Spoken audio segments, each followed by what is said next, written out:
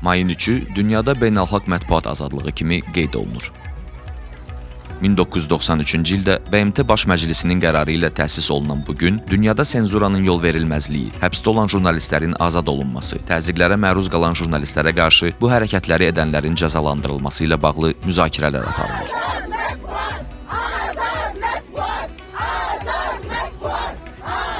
Elə Azərbaycanda da 3 may dövlət səviyyəsində xüsusilə qeyd olunur. Bəs ölkə mətbuatı həqiqətən azaddırmı?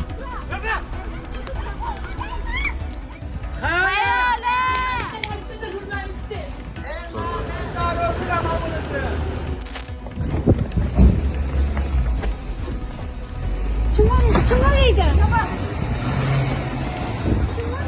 2023-cü ilin noyabrından başlayaraq Azərbaycanda müstəqil mediaya, jurnalistlərə qarşı kütləvi həbs dalğası baş verib. 30-ədək media nümayəndəsi əsasən qaçaqmalçılıq ittihamı ilə həbs edilib. Zorakılıq eləyiblər ilmi. 2023-cü ilin noyabrın 20-sindən başlayaraq Abzas Media müstəqil media qurumunun 6 əməkdaşı həbs edilib. Elnarə!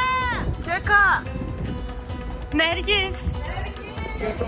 Media qurumunun ofisində axtarış aparılıb. Polislər oradan 40.000 avro tapdıqlarını iddia ediblər. Abzas Media bəyanat yayaraq pulun onlara aid olmadığını və onu ofisə polislərin qoyduğunu deyib.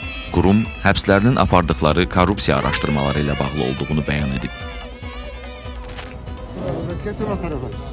2024-cü ilin martında daha bir müstəqil media qurumu olan Toplum TV-nin ofisinə basqın edilib. Onadakı əməkdaşı həbs edilib. Onların evlərində axtarış aparılıb. Şəxsi əşyaları götürülüb. Hal-hazırda məni saxlayıblar. Elə həmin ilin aprelində parlamenti monitorinq edən Məclis Info saytının rəhbəri İmran Əliyev həbs edilib. O, saxlanılarkən zorakılığa məruz qalıb. Ona elektroşok verilib.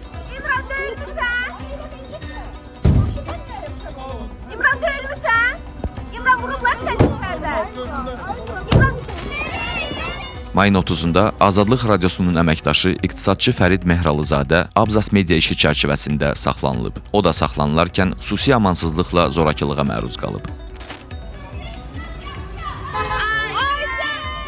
2024-cü ilin son ayında ölkənin sonuncu müstəqil medialarından Meydan TV-nin də bütün əməkdaşları eyni gündə saxlanılıb. Onların evlərində axtarış aparılıb, hamısı qaçaqmalçılıqda ittiham ediliblər. İstintaq İdarəsinin rəisi Həbib Həbibovun yanına getdik ki, bu ilin ilk ayından başlayaraq jurnalistlər Fərid İsmailov, Şəmşad Ağayev, Nurlan Libre, Fatimə Mövlamlı da həmkarları kimi qaçaqmalçılıqda ittiham edilərək saxlanılıb. Reportaj hazırlamışıq əcəb ilə.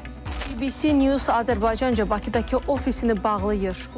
Həbslərlə yanaşı, ölkədə fəaliyyət göstərən xarici media qurumlarının şöbələri qapadılıb. Son müstəqil media olan Turan İnformasiya Agentliyi fəaliyyətini dayandırdığını elan edib.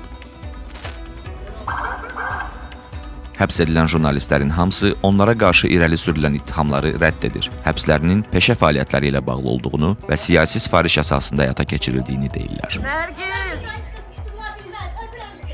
Azərbaycanda heç bir senzura yoxdur. Azad internet fəaliyyət göstərir. Prezident İlham Əliyev isə yerli və beynəlxalq medialara verdiyi müsahibələrində israrla ölkədə söz və ifadə azadlığının qorunduğunu, heç kimin fəaliyyətinə görə həbs edilmədiyini bildirir.